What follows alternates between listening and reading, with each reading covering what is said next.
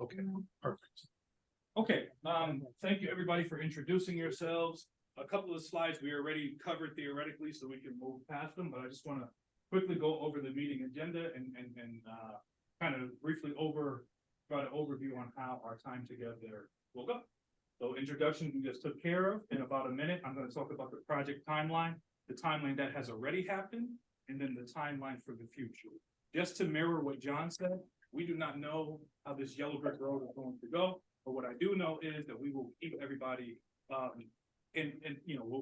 keep the lines of communication open and always be there for feedback. This is my primary project that I'm working on, so you're never bothered.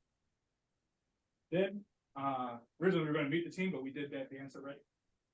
And then we're going to talk about some details. So client-centered working on it. That is going to be a presentation facilitated by Mark and Sylvester. That's going to be virtual. And we'll talk about some project goals and summarize and parking lot questions. So parking lot questions is going to be the last slide. If you have any questions as you hear this presentation, write them down, let me know. If for some reason by the time we get to parking lot and you can't think of it, but you think of it tomorrow morning, we're prepared for that. So please reach out and email. Everything in your packets is everything that you see up top. And a lot of your colleagues who cannot come or agencies that couldn't make it, they've already asked for those digital copies. So I'm already prepared to send those out tomorrow morning. You all will get them too. Of course. Okay, so here is our journey to success thus far. August of this year, when it was 6,450 degrees outside every day, we developed our coordination team that you just met. So we have been having these conversations for quite some time, but listening to you all, you guys have been around the block a couple of times. So, my 4 months is nothing to your 10 years when, these workforce conversations. So I tip my hat off and see that. A couple of months ago, we started identifying tasks.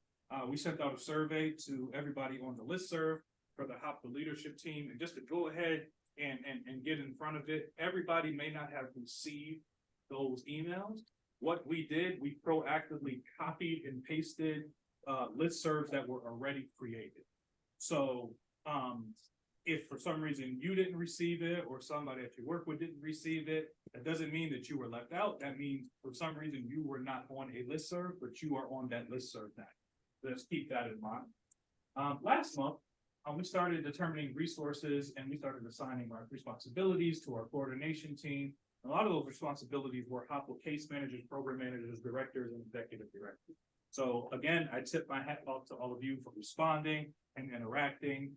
Even if you filled out a survey and you didn't write much, I promise you it was a lot to us. We had meetings about it and knew what direction to go. So just to shine a little bit of light on that, that's how we came to the decision to create and expand on the benefits piece of it. It was because of your surveys. We understand that people are apprehensive about jumping back into the workforce because, hey, what are they going to lose? What benefits are they going to lose? Has to change. So because of those surveys, we went ahead and continued that ideology. And that's really based on thanks to Jill, because she was just like, yeah. So I appreciate that. And it works. It actually fell in line with what everybody was saying. This is right now. So we're all here. And you see a gap between now and what's next. Does that mean we're going to stop working over the next 4 months? Absolutely not. But I do not, Liz, I actually told this to the case managers when I came a couple of months ago. I want to ensure that this coordination is airtight. I want to make sure the resources are airtight, but I am not selling hope. That's not something I'm interested in doing. That's not something that I want to give you all a bunch of hope and by next month, everybody. No, because this is so important, not only to us, it's important to the clients. And when we say something, we want to deliver. So I believe that at the end of the winter, early spring, we'll put it on Connecticut, we don't know what this is going to be. That is where I see, in a perfect world, our first of many interactions with clients and you all who are interested. I'm working on the back end where we're gonna do it, don't worry about that. We'll take care of that. We've got sponsors, so we're working on those things. Yes. So, Cheatham, Yes. will it be to solicit consumer feedback, or is this a full out blown, this is what we have to offer and this is it? Yes. I wanted full day, but my colleagues on the team said that doesn't make sense. So we're gonna aim for like a half a day. And it'll be both. So we'll do those feedback, but you guys will get them even before that day comes. We'll let folks know this, you're not signing your life away, because look at it from this point of view. If I'm one of the clients, I'm gonna say, okay, so you want me to take a half a day to come to this? Can you guarantee me a job? No. I'm taking 4 hours away from searching for jobs. So we're planning these things with this in mind. Another piece, and Ellen's going to talk about this a little later, but I'm just going to mention it now. We are absolutely adding a mental health piece into this project. And with respect to the previous coordinators, I believe that mental health was always a piece of this pie. I just don't know if the clients felt that. So what we're going to do is, yes, you guys do your work and you're talking to them intakes about mental health, but we want to basically create a space where we say, I see and hear you. We understand how that is. We understand what you're going through and the apprehension that you may have, but we're going to make sure everything is aired. So that's how that looks. And we will meet again before that. Okay, we got our team already. I was able to find it. Everybody had really nice logos. Felt good about this lesson. I don't see the city of Hartford. I didn't see the city of Hartford either. I didn't know it was coming, but it's somewhere that everybody knows. Yeah, city of Hartford. I mirror what he said. Thanks for the long partnership. I got to get the new updated names for folks who replaced people, but we'll go ahead and make that. Oh, okay. All right, Mark and Sylvester, give me a sec. I just got to switch. And give you guys your own space.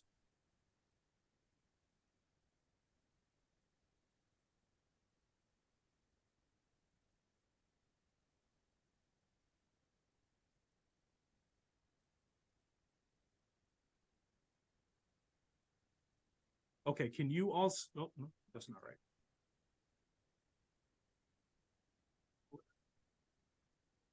We can see that slide.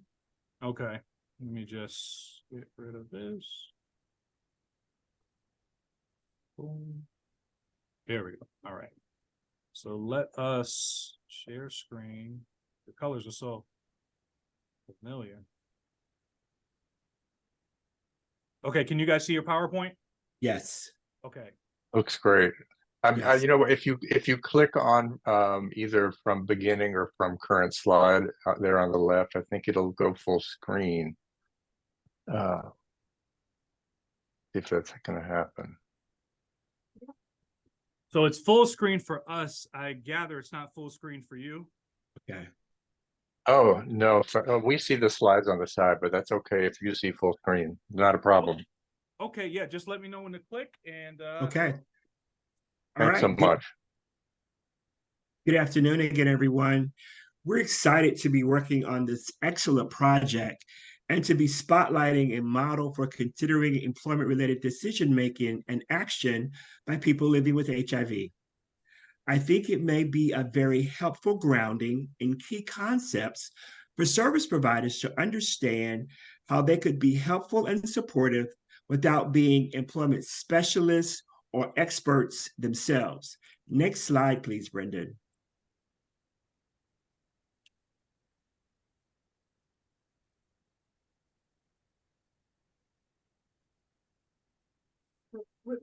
We're on the next slide.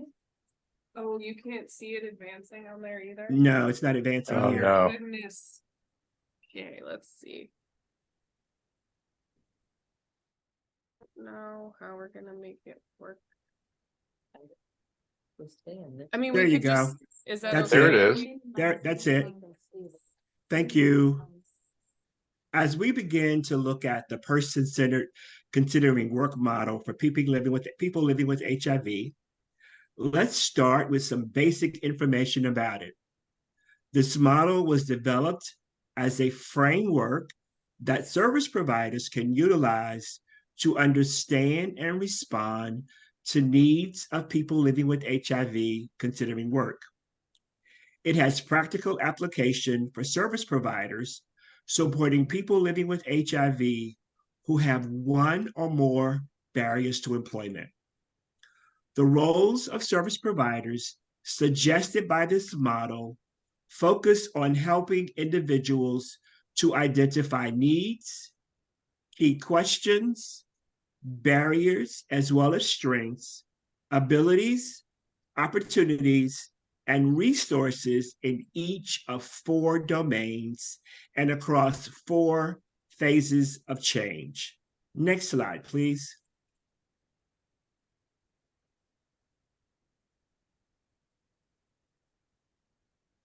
Here we see some key points about the structure and guidelines for this person-centered considering work model for people living with HIV, beginning with the very clear and important foundational statement that all rights and responsibilities for decision-making about employment belong squarely with the individual person and not with a government or nonprofit agency, with any family member or friend, any employer, politician, or any other person or entity that may wish to influence those decisions.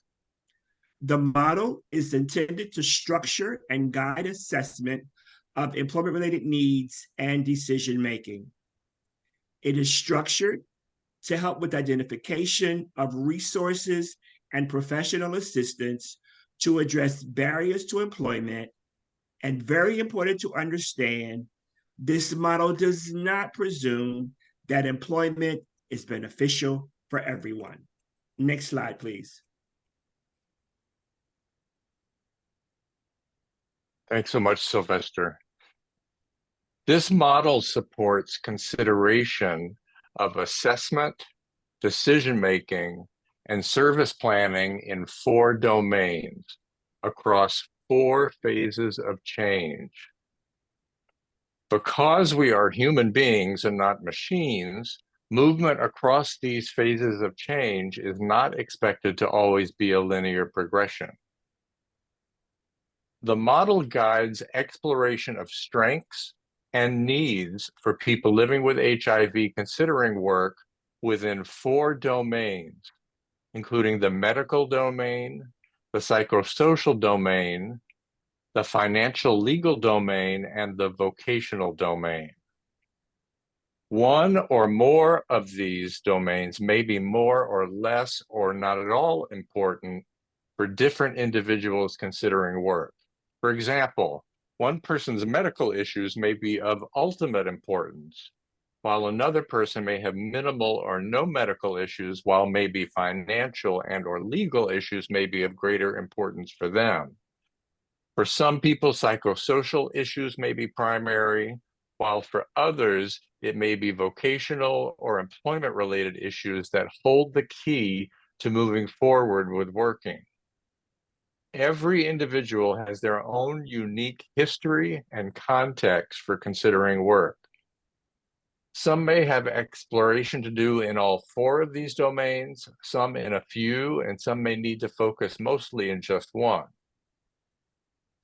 You also see here the 4 phases of change, including contemplation, preparation, action, and resolution. We'll talk in more detail about these phases of change in a moment.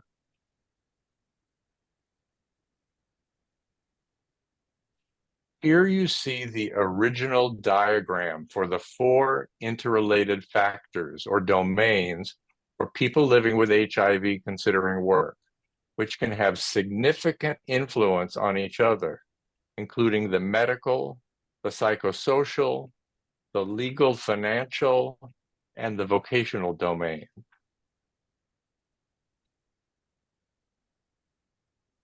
The Considering Work model for people living with HIV is a stages of change model, and many of you may already be familiar with stages of change model. It proposes 4 phases of change, expectation of a fixed pattern with all people advancing in a linear progression through each of them. In the contemplation phase, the individual is considering the pros and cons of change related to their employment status, which could potentially mean going from unemployed to employed, or from one job to a different job. In the preparation phase, the individual is focusing on decisions related to setting a goal for working and making a plan to achieve it. In the action phase, they are implementing that plan to achieve the goal they've set for themselves, making any needed adjustments or refinements to the plan that they've developed. In the resolution phase, there are 2 potential directions they may go. They may become engaged in resolving that initial motivation or change, whether from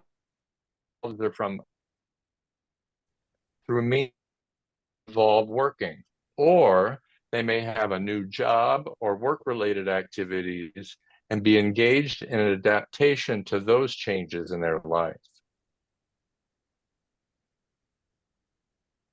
As we're working together with these ideas, maybe new and possibly even a little overwhelming, I'd like to encourage you to keep your eyes on the prize.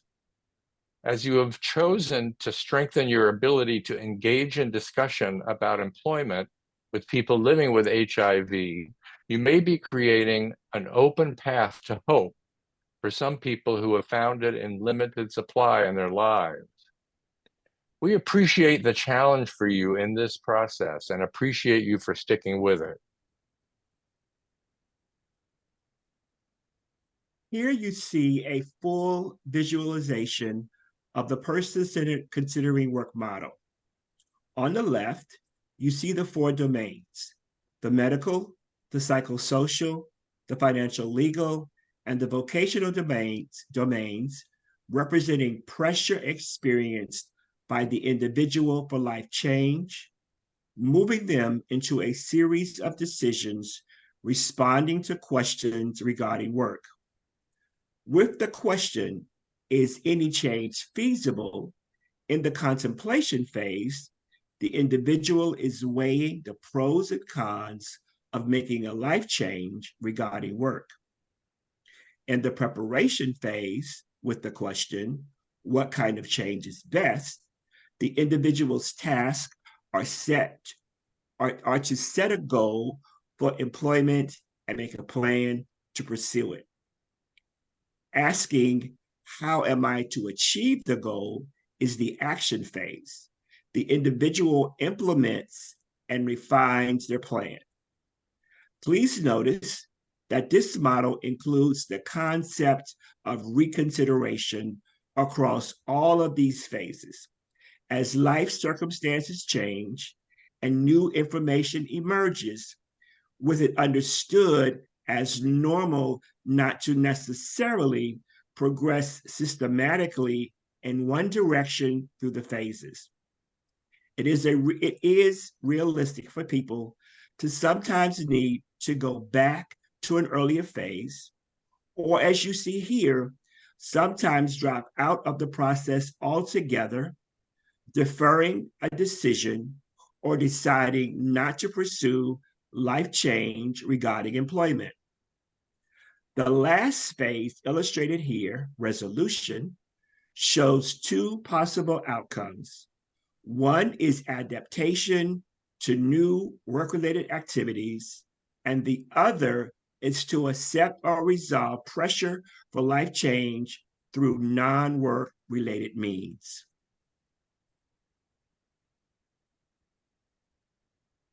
An important element of what makes this a person-centered model is that it presents that it is normal for people living with HIV to reconsider decisions, defer decisions, or choose not to pursue life change. As stated earlier, we are human beings, not machines, and our activities and progression through life cannot be regimented. There is no one size fits all when it comes to decisions about employment and life changes for people living with HIV or for people in general.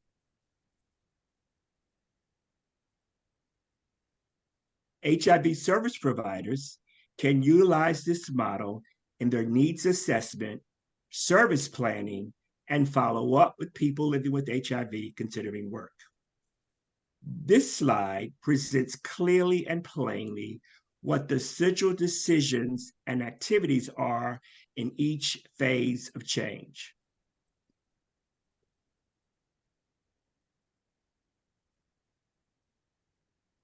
As a training team, Sylvester and I truly honor the extraordinary work each of you does and the leap of faith you may be taking to participate in this project.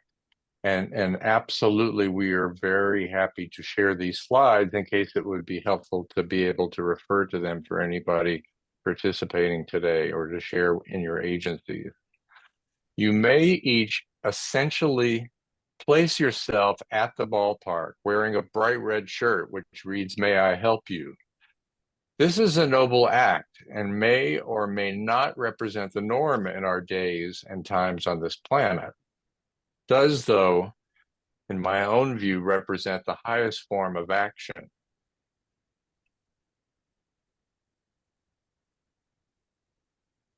I'm going to present a snapshot of some of what may come up within each of the 4 domains, beginning here with the medical domain. As a person living with HIV is considering work, there may be real medical issues that may influence well-informed decision-making. These may be related to HIV or other health conditions or side effects to medications, and may be issues that affect the functioning of the individual and influence well-informed decisions about working at all or what kinds of work to pursue.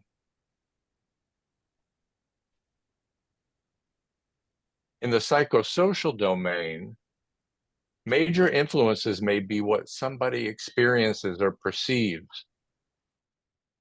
Discrimination related to esteem, support, or conflict in their lives, or their living circumstances and community context. The individual's interpersonal skills and cognitive abilities or impairments, their ability to manage stress, and their personality traits may all have a significant influence, or not, in the goals they may determine are the best ones for themselves to succeed and thrive in employment.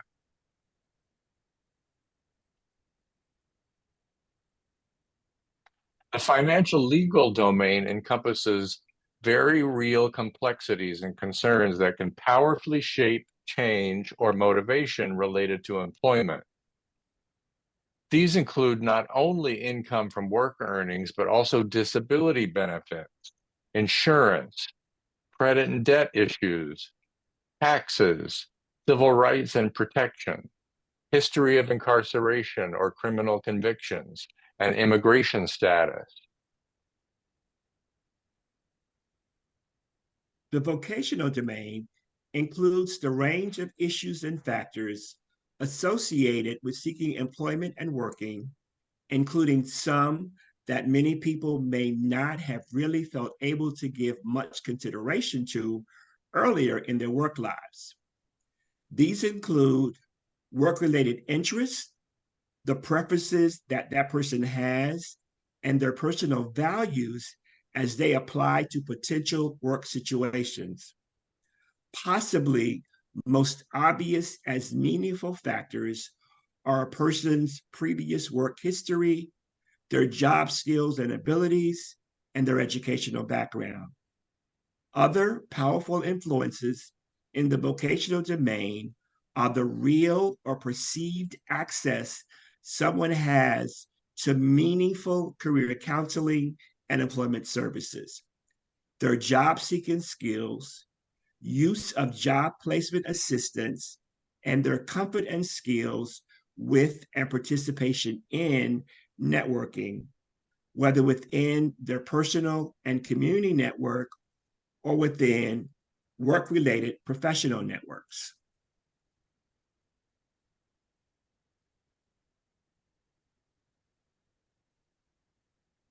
As I mentioned earlier, in each phase of considering work, there is a central question to ask, a central activity. HIV service providers can consider what kinds of support and assistance can offer to connect people living with information and resources based on their needs in each phase. In the contemplation phase, providers can consider what may be helpful for considering the pros and cons of employment and determining if any change is feasible. In the preparation phase, providers can consider what may be helpful for determining what kind of change is best for setting a goal and making a plan.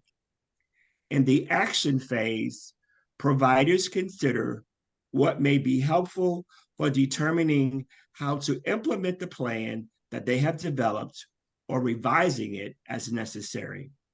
And in the resolution phase, providers can consider what may be helpful for someone who is adjusting to new work-related activities or for someone resolving the pressure to change through non-work means.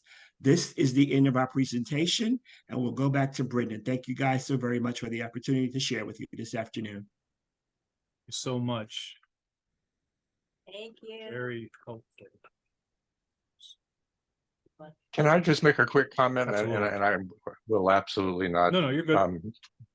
bogart the stage, but I just want to say that I think that especially with a primary focus on folks who are H.O.P.W.A participants, I think a very high percentage of the folks who are enrolled in H.O.P.W.A programs are going to really be most likely to be at the contemplation phase and maybe have had some challenges in really being set up to be able to make well-informed decisions about work, maybe have not had a chance to fully understand what the impacts of work earnings would be on their contributions to their rent under their H.O.P.W.A subsidy. They may not have had a chance to understand what happens to SSI and or SSDI, what happens to Medicaid, what happens to ADAP.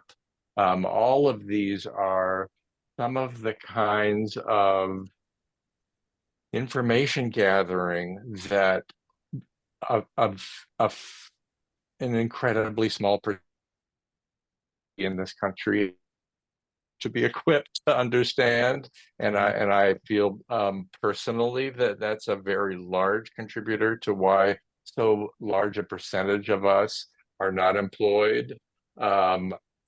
Very few people have had a chance to understand how they could work without giving up their benefits, how they can keep health insurance if they go to work.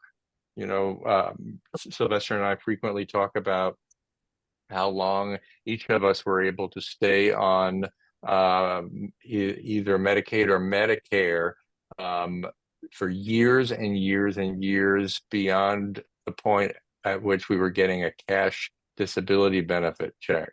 And I don't think many people living with HIV get a chance to understand how that works and how that option exists.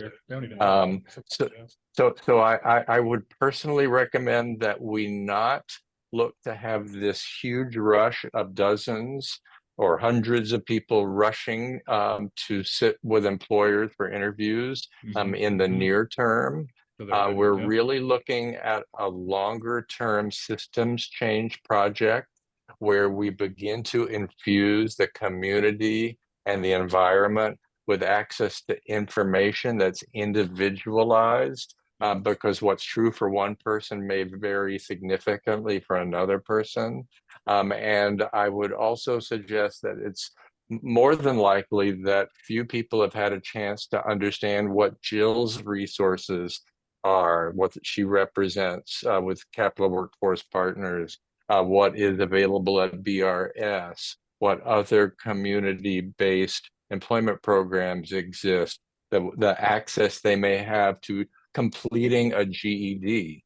I'm guessing that there's a percentage of folks enrolled in H.O.P.W.A programs who have been going through their lives, sometimes for a very long time, with a level of impact of not having obtained a high school diploma, and possibly not enough support or encouragement or hopefulness or faith to take the steps to obtain that.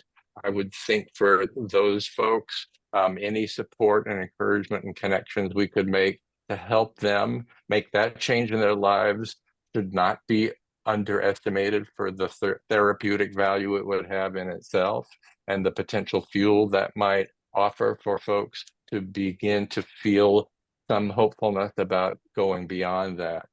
So I wish that we were here to say we actually have the magic wand to transform the poverty and to address bad experiences in education and work in the past that so many people have had. That there isn't a magic wand, but I think working together collaboratively, we can knit together a Hartford area, a capital area, HIV employment services network that can begin to allow a larger percentage of folks to consider their options with an understanding of the broader range of options available to them than most people get to know about, and potentially get the support to begin taking incremental steps. Brendan, thank you. Sure. Absolutely. So, Jill, I don't know if you know this about something that I was involved in, but for a short period of about a year and a half, I was working with financial capability. That's where I met you. That's right. Yeah. And do you remember that I was working with BRS? Yes. Yep. So this was kind of a little bit of a controlled study, although it was not a randomly controlled trial or anything, but it did have controls to it. And it was taking the, it was trying to experiment, so to speak, with the idea of if we helped people to really be able to spell out what it would look like for them if they started to go off, if they started to work and then started to go off of their benefits, how could they absolutely make it work, assuming and understanding that there's this cliff involved where they would have to kind of decrease their benefits and at the same time figure out when their salaries and their jobs would supplement that to a considerable extent. And this was a very short study. Again, it wasn't totally controlled, but it was interesting because we used the theory of change to situate people as far as where they were and how likely they would be to kind of take the plunge, so to speak. And all of what you said today, I can verify was part of the sample of the people that went through this in terms of it not being linear and being very 2 steps forward, 3 steps back. But we did show, and I for whatever reason, I don't have the study with me. I did give it to the head of our BRS, and we were able to show that a portion of this people who were on disability trying to get off did succeed and go further than we would have expected them to in terms of getting jobs and sticking with those jobs. And a lot of these factors were kind of in there for it. So I guess all I'm really saying here is that the model that you're proposing, and the complexity with it, you know, how complex and how individualistic these models need to be. I felt that we were confirming that. You know, we didn't get to the end, but we made a considerable amount of progress that I felt encouraged that, with more of what you're proposing here, we could move people farther along the continuum. Yeah, I kind of wanted to share something because some years ago, the Rhine-Wide Planning Council decided to add a peer component to our processes, and the peer component was geared around hiring individuals living with HIV to work in the field as peers. And I think we did it, we succeeded to a certain extent, but I think what was missing was we did not create the psychosocial support around the clients who gain employment into the field, into the HIV arena. And the next thing that we didn't do correctly is that we didn't individualize as what some of the concerns could have been for those folks. So a lot of the folks who came in the field ended up working only part-time.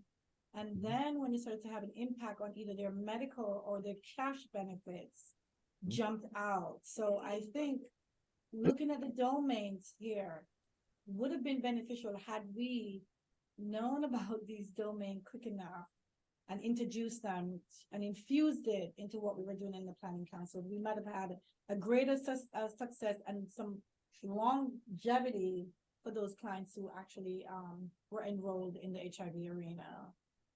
I think too, on all of that side of things, there was also the piece that wasn't really anticipated in terms of like further support and supervision as well, because we were focusing on hiring folks with lived experiences, and then they were going to be coming into spaces working with a lot of other folks with lived experiences. We were finding that there really needed to be not just an administrative supervision, but also that need of like a clinical supervision, having more of a social worker on board with the model too. And I think that would have really helped to impact the longevity, like you're saying, as well. Yeah, I agree. All good points. Probably mid cookie, but all good points. But you know, like we've been saying in our team meetings, this is really going to be a marathon, not a sprint. Yeah. You know, and we're not in a rush to say, you know, hey, you know, let's get you plugged up by April, because we don't want to do that, because we want them to stay and whatever. We also want to make sure that they feel comfortable too. So what we will do in an effort to stay on time, I will hand the baton over to Jill. She's going to talk about some of the nitty-gritty. And yeah, we're here. Yeah, so I was voluntold that I have slide 6 and 7, and I was given some speaker notes, so forgive me for looking at my cheat page, but Mark really, he's such an eloquent speaker, and he really talked about this slide, you know, with our goals for this project. So thank you, Mark, for that. You can tell we have the mutual admiration society between the two of us. But you know, just to reiterate what he said, you know, we aim to address the employment and education needs of the H.O.P.W.A participants. Okay. Right, so you're only focusing on H.O.P.W.A because I'm here for the Rhine-Wide programs, Right. and I'm kind of. So we were, Yeah, I won't turn anybody. Decided was originally it was It's just also Because that the funding, the funding, It was I the don't think funding. missing. it's the funding. Did you give any money for it? But did we get some money I'm out of just it? joking. It's the funding thing. I know, For that, yeah, but if we're doing it, why not exactly, share the information? But so I'll try to be more mindful, but He's feeling left out. yeah, don't feel left out. My part. Can I throw something in? Just very Please, quickly, and I please. apologize for, I'm sorry, Yeah. I'm just drawing the focus, but I just want to say that what I absorbed from the conversations, the evolving conversations around the target audience, the target's such a terrible word, the prioritized communities for this project are all people living with HIV who may need and benefit from it in the Hartford area, with an understanding that it's funded by H.O.P.W.A, including with an interest in supporting current H.O.P.W.A beneficiaries who may benefit and need the services and may possibly even move out of reliance on one of the limited H.O.P.W.A subsidies that exist. But it will also be helping to prevent reliance and need for H.O.P.W.A among folks who may not yet be enrolled in H.O.P.W.A, and in supporting their economic security and potential for advancement, may be also preventing folks from ending up claiming one of those limited H.O.P.W.A subsidies. Brendan, am I getting this right? Yes, that's correct. Yeah, we want to, yes, with funding and whatnot, but we want to make it work, and you know, this is for longevity. This is, hey, I want this program, you know, they can help you 10 years from now, so on and so forth, until we don't need this anymore, right? We're in an industry just like housing, where in a perfect world we would be somewhere on a beach, not, you know, not doing this, but so yes, you are spot on. And I just want to say, just as the person who is behind that funding and knowing it's all about compliance, but HUD is pretty good about kind of recognizing that you will be working with people who are related and part of, and even though they might ask us, because we will have to report on, as a result of this, you know, how many people were impacted, how many people were represented, that, you know, we can frame it and put it, just as Mark, you know, said about that this is a very overlapping population, and it's a fluid population, you know, going from being not homeless and stably housed to being perhaps unstable. And so this, you know, there are places, I think, for encompassing the entire population rather than limiting it. Okay. Nice to know. Thank you. Yeah. Sorry, friend. Thanks for backing me up on that one. Kind of like I should have worn the peppermint shoes. They would have tasted better. A little foot and mouth there. You know, we just want you to know that everything, you know, that slide was just answered through this conversation as well. So we just want you to understand that, you know, we on this team, you know, understand and recognize the challenges and stigmas that, you know, the folks might face, but we also recognize that not every program like Mercy has an employment specialist, right? So many of the programs don't have them, and they work very hard, probably don't make the best money for the case management, just staying on top of redetermination for medical. That's a full-time job in itself, right? So, you know, you're already doing the day-to-day, the clinical, the benefits, you're already doing that. And then now you want to dump on employment on me. I have no training in workforce development. Now you want me to add employment, right? So we recognize this. Like I said, they're not all mercies, right? So we want to be able to educate all of our partners in this project that you don't have to be the expert, right? But if you have somebody who can help with Mark and Sylvester's presentation, having that, initializing that conversation, you just need to know who the experts are, because we're already doing the work. So part of this endeavor will be for training to understand the different agencies that provide free employment and training services, and how we partner together to leverage our resources to be able to put the proper wraparound supports. Okay. Benefits counseling conversations will be a big piece of this, as you already, you know, said, and we know that people are going to look at work differently if they know the safety nets that are in place. Okay, so until they know that, they're not gonna look at work through the same lens. So we recognize that, and that will be part of, you know, training for both the providers as well as the participants, the job seekers. Okay, I think that probably kind of we covered it. Yeah. There will be training in, you know, we'll arrange tours of the American Job Center system. You know, in the past projects, I did a couple trainings. One is an informational session for you all on how to navigate the system of services that help people with disabilities. So it covers everything from social security to transportation to education resources to the employment, agencies. How do you access them? How do you make them work for you? Why would you choose them? What can they do for you? So we have that workshop, and Ellen has done it with me several times as well. And then we have another workshop, which is for both providers, especially as you experience turnover and you have new people who are entering into workforce development. Like, I didn't know, as they mentioned earlier, I did theater for 20 years. I didn't even know workforce development was an industry sector. I had no idea, right? So, here we are, go out and, work on a resume. Well, what's the newest, latest way to do a resume? And, all that, how do you do a 21st century job search and all this kind of stuff. So, I mean, I'm literally looking at my Manchester, Connecticut the Journal Inquirer, trying to find a job. I didn't know.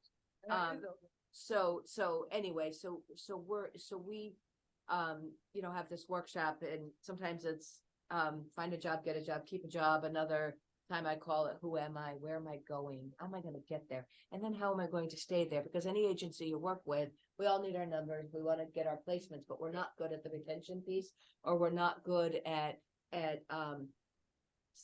succession, the climbing the ladder and getting in. So, it's like placement, good luck to you, and then we say we have retention services, but it's really fishing for data to see if we can see their paycheck, put it in our system. That's the God's honest truth. So, so that's a really good workshop. And, I welcome, when you leave here, you're going to be so excited from this meeting. Yes, I want to be involved in this project, right? And I welcome this being a partnership. I don't have to do this presentation alone. I welcome from your lived experience, to take parts of this presentation, and we can do it together. But it will be for both the job seeker as well as the providers, and that's a gist of it. But we're here to support the endeavor and not ask you to be experts, but to know who the experts are. Right. Yep. Indeed, and a lot of that, like I was saying earlier, a lot of that is from the surveys that were filled out. There were surveys that said, I don't know how to do that. But if you show me, I'll do it. Then there were other surveys that said, oh, we already do this, but we'll take the help. Yeah. So, all of this data and that we use for this comes from that. So, we talked about this a little bit, and I want to make sure we get out on time, but this is a 5-pillar tier of really what we talked about earlier, just to show and reiterate that this is not going to be a rushed project. Sometimes number 2 is going to be number 5, and sometimes number 5 is going to be number 1. We understand, and just like Sylvester and Mark were saying, nobody's a robot. That I know of. I don't, that's so, but nobody's a robot, and we want to be empathetic and cautious of that. Speaking of the education piece, it's not official yet. However, we have some meetings set up and some conversations with the local colleges and universities who are interested. I've spoken to MCC, Capital, Goodwin University. So, we're really trying to build a coalition. Because what happens when you get your job? Oh, I want to go back to school. I want to do this. Capital Community College just opened a DEI department. So I'm going to be talking to them and seeing what we can do. And hopefully some of these workshops will be at the colleges. And, we got a lot of things cooking in the system. So just keep that in mind. Can I ask a question though before you move on? Sure. So I know we're really client focused in what we do in the Hartford transitional grant area. Mm-hmm. And I know there's a lot of myths out there. Yeah. Where in these pillows those myths will be addressed? So, okay. All right, so we'll get a more comprehensive pattern as to where that will be addressed, but it will be an overarching umbrella to the piece of the pie. But we want to ensure that all of these aspects are addressed. So this is what we'll do. So I'll send something out either tomorrow or Monday specifically about that, and then we can see where folks want to be and what their contribution is and how they feel, so we can make sure it's at an appropriate part. Yeah, because that could be where a lot of the fair Yeah, and- Mhm. And prevent folks from even trying to gather information about Right. getting back in the workforce or not getting back in the workforce. okay, yeah, Because I agree. those myths are deep-seated. Yeah, Yeah, Brendan, it sounds like there's going to be an opportunity for Sylvester and I and our team to help work with folks there in planning oh, yeah, possibly a half-day event, if not even more than that, yeah. that will include some trainings and some information sharing. Sylvester and I Absolutely. regularly do a workshop on the interactions between work earnings and public benefits programs that consistently seems to be information that folks haven't had a chance to really understand and learn before. And we do that for two different audiences. We do it for people living with HIV, but we also do it for service providers. And Okay, that's good to I know that a lot of service providers also haven't had a chance to understand the ins and outs of that too. I think that may be one of the biggest pieces, is to understand how you maintain economic security, how you maintain access to health coverage, how you keep access to getting your meds and don't lose your housing, Yeah, 20 especially. hours. And Mhm. there are a lot of myths that circulate Yeah, about how upfront, that works upfront, I agree. and what will happen. Absolutely. Yeah, that will, we'll get on top of it ahead of time, but that half a day we're talking, that's always going to be first. Yeah. Pamphlets ahead of time, we'll give you all that because that's the questions that you're being asked. I can't do that. I don't want to lose my housing. I don't want to lose, I can't work over 20 hours, we hear this all the time. So, I definitely put that under the umbrella of, we want to make sure that all of the clients and providers are both seen and heard. And Yeah. we have 3 wellness centers in the TGA Okay. that people with HIV congregate. So it's easy to take the information to folks at those wellness centers through virtually at the same time. Yeah, that's true. Spread the message Awesome. and let folks know. We can absolutely take Awesome. advantage of that. I just want to add, and I'm sure Ellen will touch on this, and we want to make sure Ellen has ample time, but we talk about doing this half-day event in March. If you have somebody that comes to your office tomorrow and says, I want to work, oh, well, we could talk about this in March. Call me, like literally call me, flash me an email. Flash me an email so that we can start the ball rolling. Because, I don't know, Ellen, if you're touching on your IPS or not, but, it's very much part of the model that Mark spoke to is very similar to, a model that Department of Mental Health uses. And so if somebody is in that contemplation stage, we don't want to push them off. We want to act immediately. So, Right. so please know that our relationship is built as of sitting at this table right now. Don't push anybody away till Yeah, don't wait. March. Don't wait. Okay. Yeah. Well, I was gonna put that in Sorry, the I email don't- tomorrow, but do not wait. Well, not suggested, but Speak up, something to Marcus. discuss, something to discuss. Mhm. some point in time. Sure. So it's tangible. Yeah, that was, yep. Yep. Or. Ooh, okay. Hold them. Yeah, we have a just for success component built, so you're right. Paper. Yeah, we could. Things of that nature. Yep. Somebody that's willing to provide those vouchers. Yeah, we're working on the vouchers right now. But yeah, so you bring up a good point about the tangible piece of it. Sometimes it's just logistics. Like there's been times where I haven't been able to go places because logistically the job is 10 to 6 and I have doctor's appointments. So it's always those things. We're already building the dress for success piece. No matter how what you wear, that's being built right now. The vouchers, we're already on top of the vouchers. We'll figure that out. We want to get people there and get people back. We'll eventually this half day, which sounds like it may be multiple half days, which is fine. We'll figure that out too. But we're gonna cover every piece of it, even things that we haven't even thought about. Legal, HR, what can you say? What do you not have to say? These pieces, and everything will be able to be taken away. Pamphlets, digital, whatever the case is. So absolutely, I appreciate that. Ellen, can you see your face? Yes, I can. Scary as Hey. it is. Oh, it's a lovely picture. The No, floor is it's yours. beautiful. I'm just going to jump in because I took some notes while you guys were talking, and I want to make sure I touch on a few things. So just again, I've been in the field for a really long time, and I've stayed in employment throughout my career because I know how important it is to people. So I would like to, we can go to the next slide. I just wanted to talk a little bit about our supported employment programs, our supported education programs, and how we work together with the Bureau of Rehab Services, and just kind of talk through all that a little bit.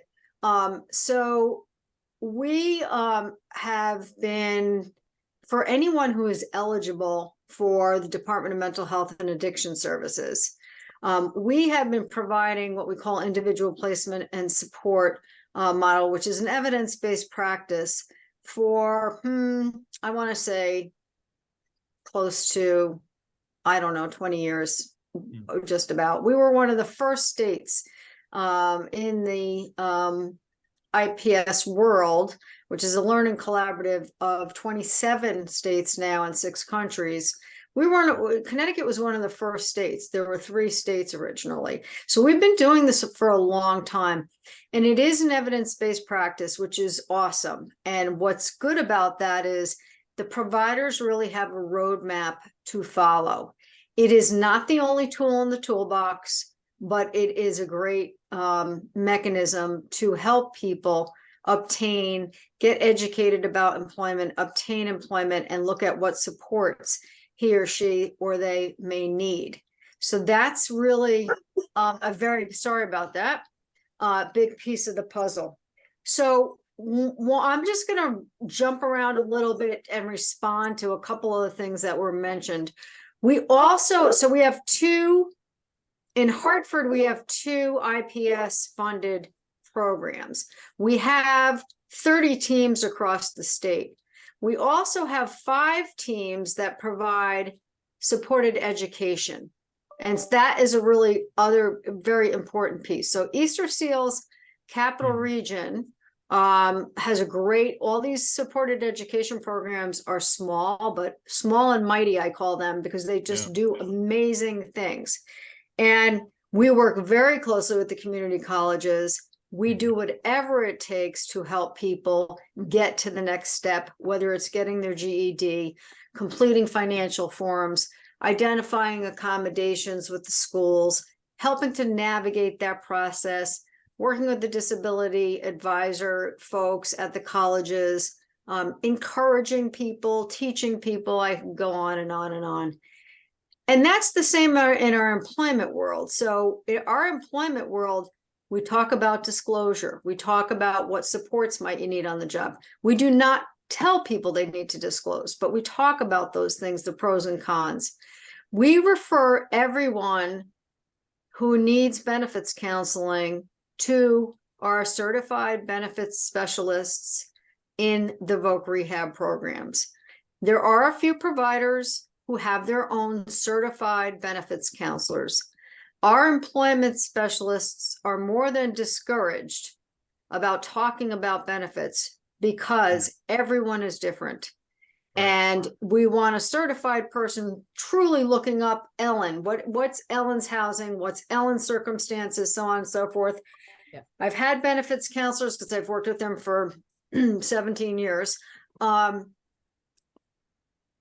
people that they're eligible for programs that they didn't even know they were eligible for. So it's not just the work incentive piece, but it's really looking at the person holistically. So that's super, super important. So our major components of the model are disclosure, working with people where they're at, educating them, providing that hope. We have part of our job maybe working with a person who's not really sure about employment and what the opportunities are. They typically have low self-esteem. They typically don't believe that they can succeed. And we are there to be their champions. We work very closely with the clinicians and the case management staff. That's part of our model, that we are part of that team, so that when somebody is not being referred to employment, we're encouraging those clinicians to do so, those case managers to do so. We do have a self-referral process. It's different in every agency, but when I go review programs, the two pieces of the puzzle that I'm constantly looking at is, what's your intake into the agency? Because I want to make sure there aren't barriers, and we're talking about education and employment. And then the other piece of the puzzle is to make sure that there is some mechanism of a self-referral. If I am walking down the hallway in my behavioral health facility and I say, hey, Jill, I want a job, somebody's going to pay attention to that, and that is going to happen. We're going to start working with the person immediately. So our staff are expected to work with employers on a regular basis. They have a benchmark of 6 employer contacts per week. That's so that they're building relationships with employers. It's not a place and pray model. It's a model that we really know what employers are looking for, and vice versa. We do use the Bureau of Rehab Services if we want to do a work trial. Somebody wants to try a job. It's a very safe way of seeing what the job entails. Am I good at it? Do I like the people? Do I like the environment? Do they like me? So we take advantage of all of our tools in the toolbox, including the American Job Centers as well. We also have 5 mobile employment programs that are funded through our opioid, our substance use. We have one in Hartford. I just sent that list to Jill. Brandon, I can send you all of our lists. Sure. I'll send it out. So those are folks who work with people who might be in shelters, who might be in really transitional kind of housing. Our IPS programs do work with people who are homeless. We work with the homeless outreach teams. So again, as long as I have a mental health condition or substance use condition, I'm going to be able to take advantage of these services. We also have 3 agencies that focus on employment services for people who use substances. Interestingly, they are not expected to follow this model, but they do. But all 3 of them do, because it has proven to them that it just makes sense. They've done the IPS program and it just works for them, so they just do it on that side of the house. So I can't say enough about the good work that people do. They really do get to know people on a holistic level and just do whatever it kind of takes, whether it's entry level kinds of positions or career enhancement. And for me, the benefits piece is huge. It's important. I jump up and down in front of Oak Rehab constantly, screaming that we need more certified benefits counselors. Now we also are putting in but the Program on Recovery is putting in a NIDLR grant, and we're hoping to get a peer to get training in that initial phase of benefits education, because we're missing that now. Several years ago with my old colleagues who all retired at one time, all 6 of them, we were really doing education and training to clinicians, case managers, family members, and it was general education about benefits. Yes, you can go to work. Jill, are you laughing at me? Sorry. Or are you laughing at something else? Oh, okay. So anyway, to me, it's a super, super important service. I have stole Maryland's model from them years ago, and I keep trying to get Connecticut to get on that train, because it's a 3-phase kind of education and training around benefits, that I'm not going to lose my benefits immediately. I'm not going to lose my medication. All of those real things, So, Brendan, I don't know what my next slide is. I'm sure It's I've the link. already said it. Oh. Hold on. Just because there. So there's a list of our supported employment services. But also when you go on I'll that send this out page, too. on that page is also our supported education services. And typically what happens when I get family phone calls or individual phone calls, I just reach out to the provider and it magically they connect within a day or two. So it really is a, Yeah. Quick turnaround. and Jill and I are trying to make the world play in the same sandbox so that she and I, as we get old and dusty, can set off into the sunset somewhere and, not answer 8,000 questions every week. Right. But So to, do you guys have questions for me? to that point, Ellen, real quick, for people, Cheryl, people who we have done this a few times in the past, I think, Ellen, if you could just back me up on this, please. We've done a lot of systems work change. And I had made the joke, Ellen and I don't do anything without each other, but that's the God's honest truth. We don't. So back in the day, you would choose a pathway. Okay, you have a mental health concern, you're gonna go to DEMIS. Oh, you have a disability, you're gonna go to BRS. Oh, well, you don't really need a lot of support, so you're gonna go to the American Job Center. And now we all know each other, we all cross refer, and you could be in all three of our programs at the same time. And what we do, because we all know each other and we have such a good relationship, is we figure out how do we leverage resources rather than duplicate services. So, I just wanted to reiterate that, Ellen.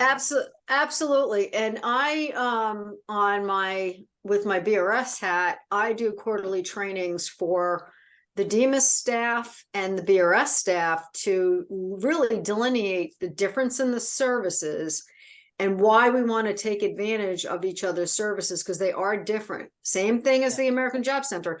We don't do what the American Job Center does. My expectation is that our providers go with people to the American Job Center, go with them to BRS, because our systems are not always welcoming. Yeah. They're not always understandable. And I think that everybody, no matter what your label is, needs somebody next to them assisting, including myself. So, when you go to the doctor and you take somebody with you, you're probably in a better space when you get out of there. You know what I mean? So, so we do, so we do spend a lot of time together, and we do spend a lot of time making sure it's more wraparound, holistic kind of services rather than just come to DEMIS and we're going to take care of you kind of thing. Right. And that's absolutely helpful. We appreciate that. Mark, you are up. I think you had a question.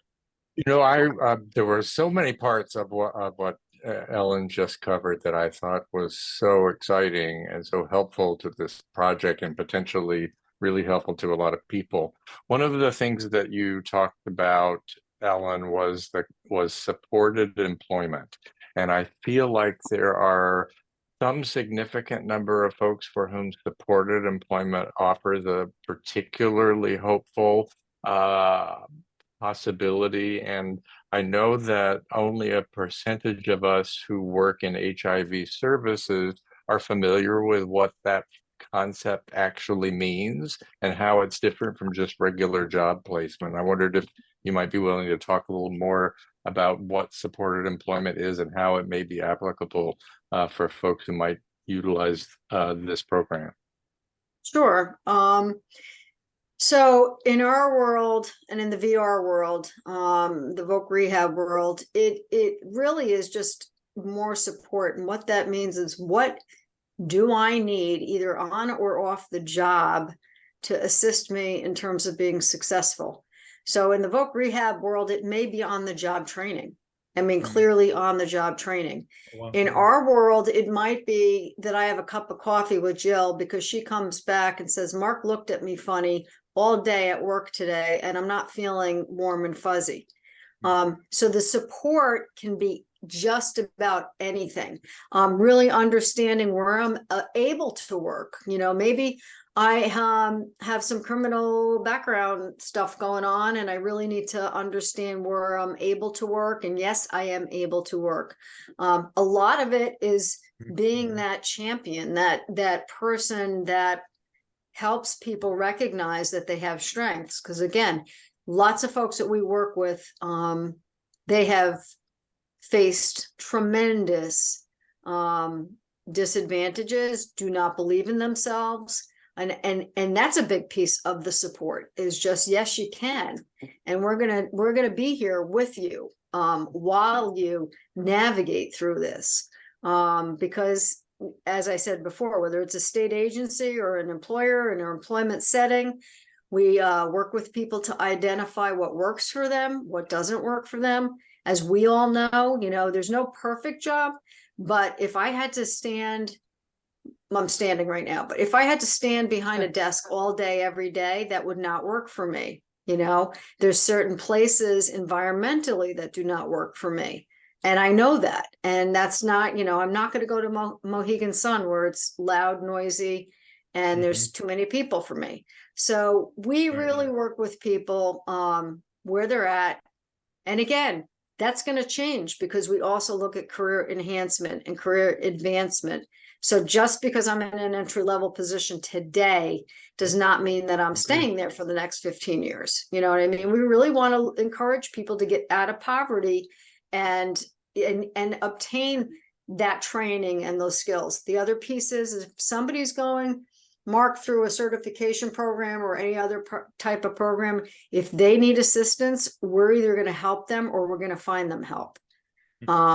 Again, because people need tutoring sometimes. People need a laptop. They need how to learn how to use a laptop. I said this yesterday. We had a BRS meeting all day, and our supported education programs, out of all the people that are involved in them through COVID, only 2 or 3 people dropped out of school because our providers ran around like crazy people.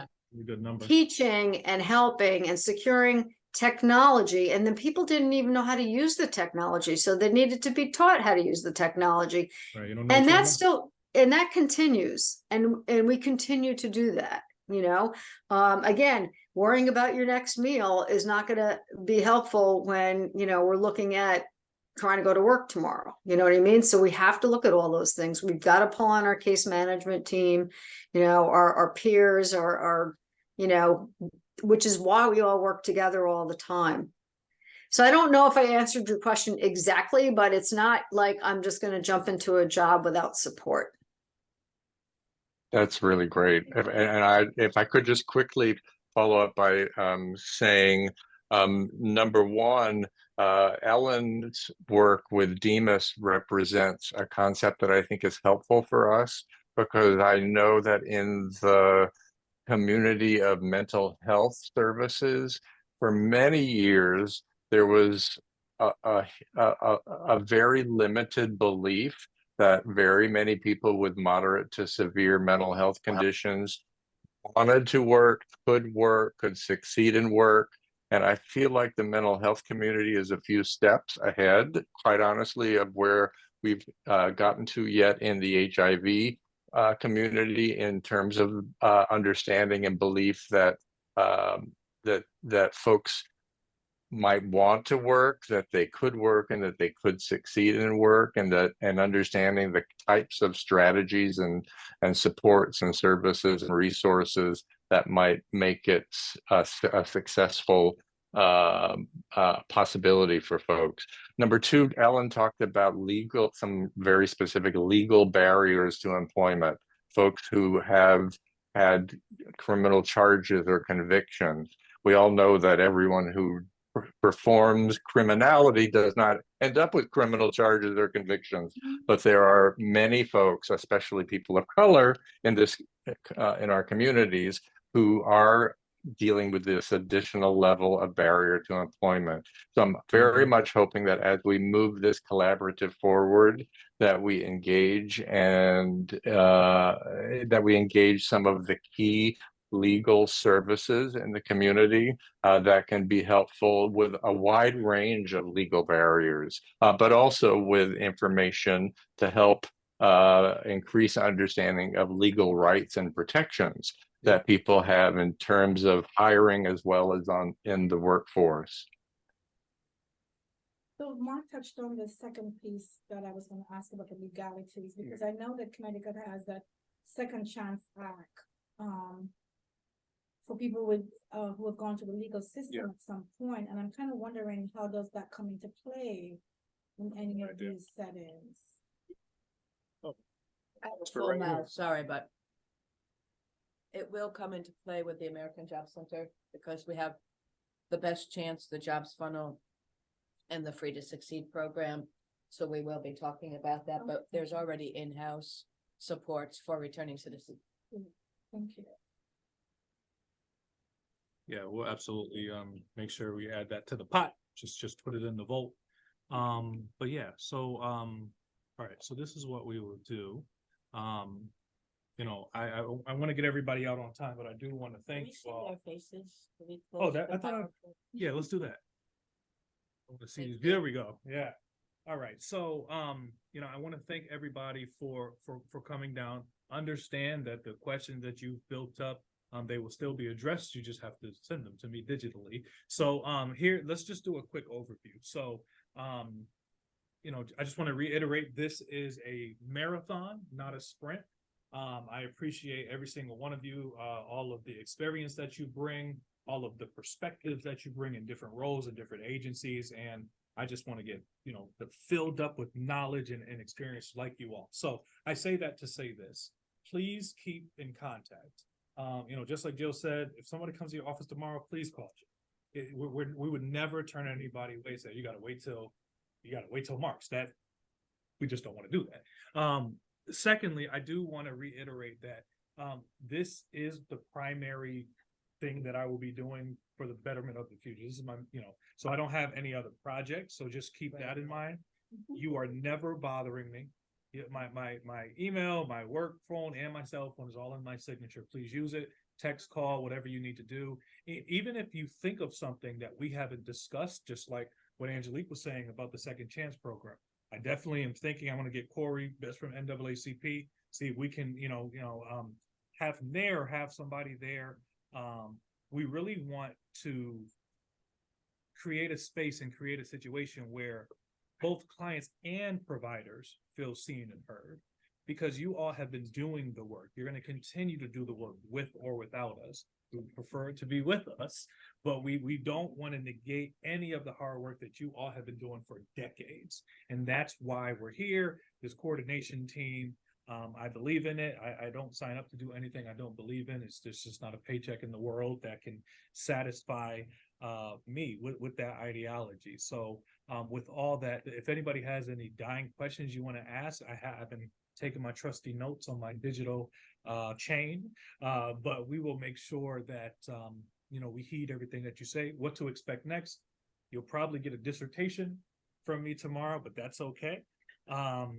Even if you are here and a colleague of yours is not, I'm going to send everything to that listserv, period. And if it's ever a situation, because we came across this recently where somebody's not getting an email or not on the listserv and their leadership feels that they should be, that's something you have to let us know, because all we're going to do is just email the EDs or directors or program managers. And I don't think there's a limit to listserv. So you say, hey, if Natalie calls me yesterday, hey, can you add such and such on here? That's what I'll do. Hang tight. You'll get an official update after the holiday. I'm working on those partnerships with colleges and universities so far, MCC, Capital, Goodwin University. But if anybody has any other. I just got a quick Sure. Have you guys ever thought about connecting with vocational training programs such as Knox and Fort City Work? Yes. Okay, because that's usually like a starting point. Yeah.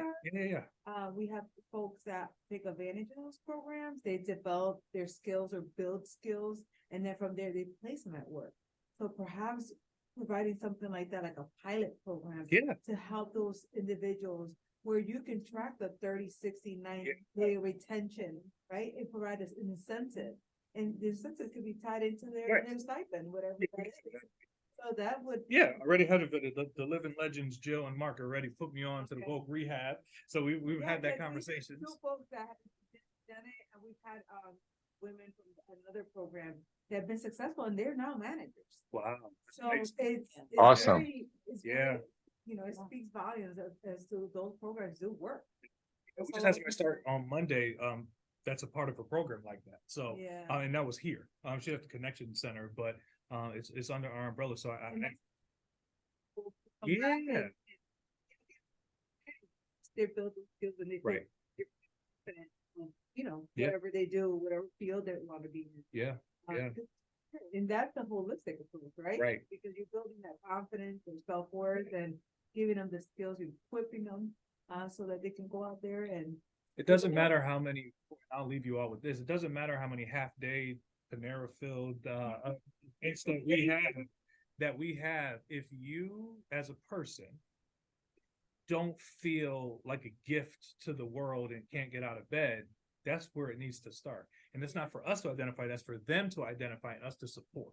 So I really like the feedback and the perspective, because it doesn't matter where these folks are, we can interchange those 5 pillars. We're gonna rely on them to tell us, and they're gonna rely on us to support them. So you know, I'll leave you with this. Please consider joining the team and being a part of this. All ideas are welcome, and I want to hear what you all have to say. Go ahead, Natalie. Hey, Sure. Brendan, connected to that, can we ask if the folks in the room and us on screen are willing to be included in a contact list for potentially Sure. being among the participants in this project over time? Absolutely. That we Yeah, could yeah. share with each other? Sure. If everybody's okay with that, let me know. If not, you can message me a message. and I'll Absolutely can figure it out. include me. Perfect. Well, Thank you so Mark, I much. don't have a choice because Jill is always gonna include me, so it's, you know, just the way it goes. I wouldn't- It's just one of the things I appreciate about Jill. Uh-huh. Right. Falling failure. I want to finish that because now what you were saying.